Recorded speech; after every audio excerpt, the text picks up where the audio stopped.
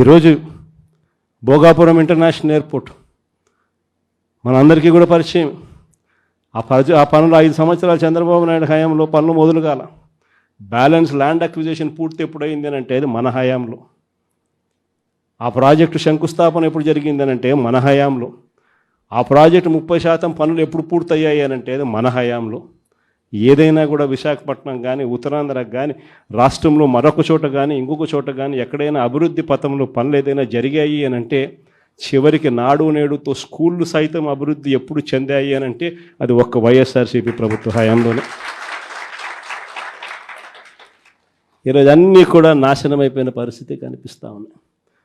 ఈ పెద్ద మనిషి అన్ని రకాలుగా కూడా వ్యవస్థలన్నీ నాశనం చేశాడు. ఇచ్చిన హామీలు ఏవి కూడా నిలబెట్టుకునే పరిస్థితిలో లేక ఈ పెద్ద మనిషి ప్రతిదీ కూడా ప్రజలను వెన్నుపోటు పొడిచే కార్యక్రమం చేస్తూ ఉన్నప్పుడు ఆ టాపిక్ నుంచి ప్రజలను డైవర్ట్ చేసేందుకు ఏ ఒక్కరూ కూడా ఆయనను ప్రశ్నించే స్వరం వినపడకుండా చేసేందుకు ఈ పెద్ద మనిషి చేస్తూ ఉన్న పాలన భయానక పాలన సృష్టించడం.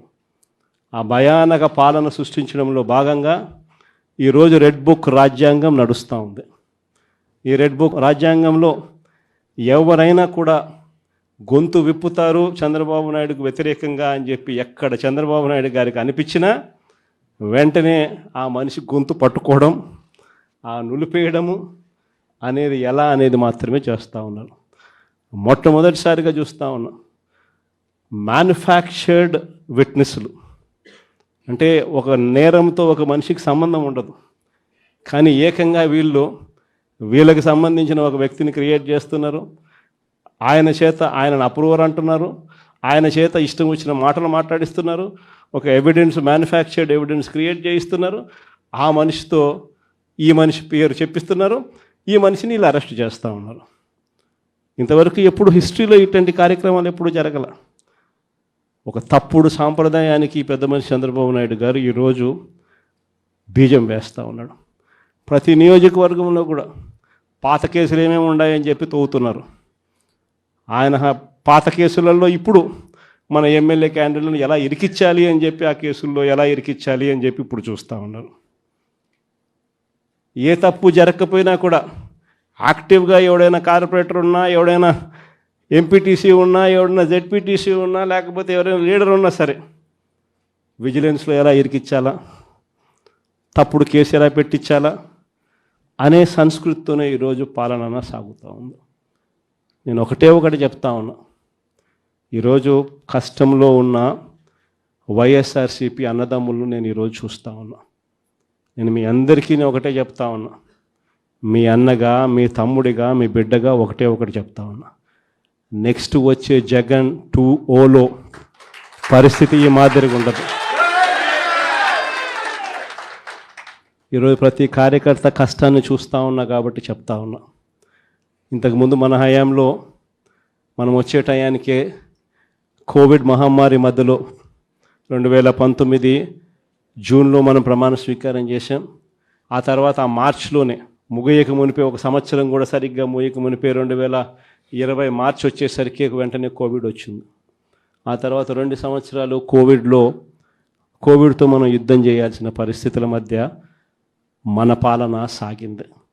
బహుశా కార్యకర్తలకు అనుకున్న మేరకు బహుశా నేను చేయలేకపోయి ఉండొచ్చు, కానీ ఇవాళ ఒకటే చెప్తా ఉన్నా.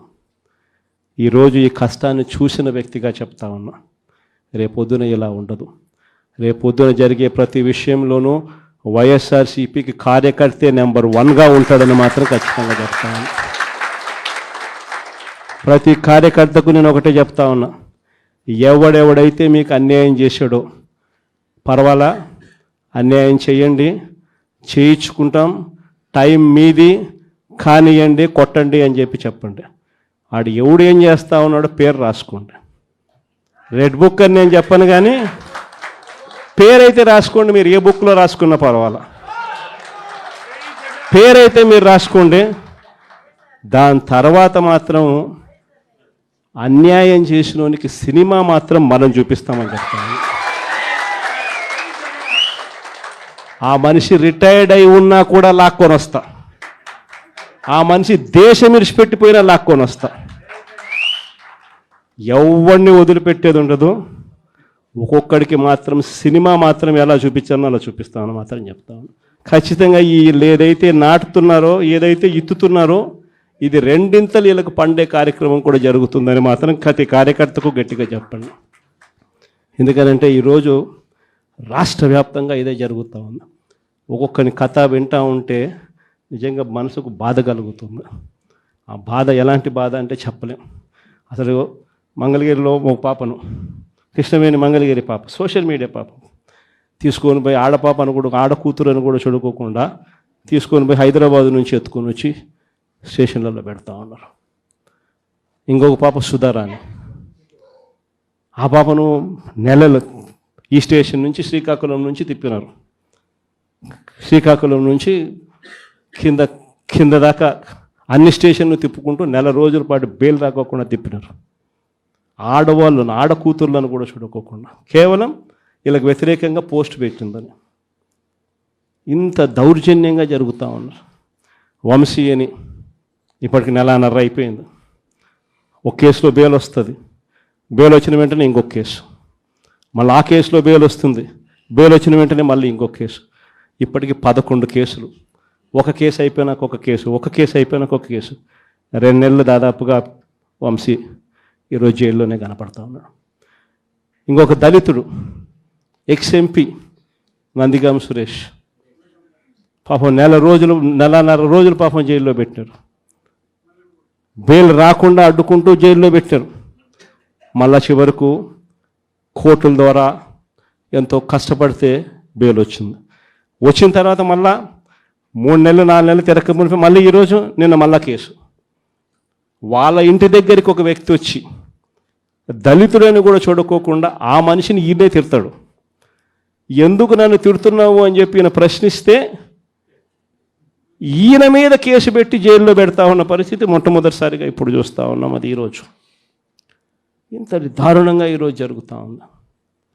ఇలాంటి పాలన చూసిన తర్వాత చెప్తా ఉన్నా, ఆ బాధలో నుంచి చెప్తా ఉన్నా, ఏదైతే మీరు ఎత్తుతా ఉన్నారో తప్పుడు సాంప్రదాయాన్ని నాటుతూ ఉన్నారు, తప్పుడు సాంప్రదాయాన్ని మీరు చాటుతూ ఉన్నారు.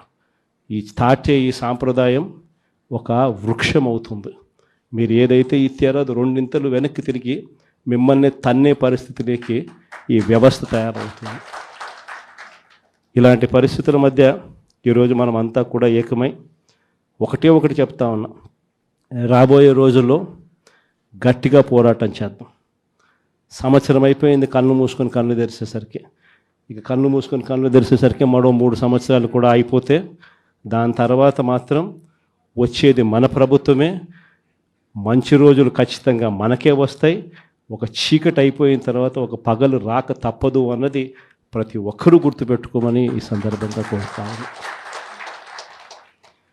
ప్రతి అడుగులోనూ కూడా సంవత్సరం అయిపోయింది కాబట్టి ఇక రాబోయే రోజుల్లో ఇంకా ఉధృతంగా కూడా ఉద్యమాలు చేయాల్సిన పరిస్థితుల మధ్య మన పార్టీ ప్రయాణం సాగుతుంది.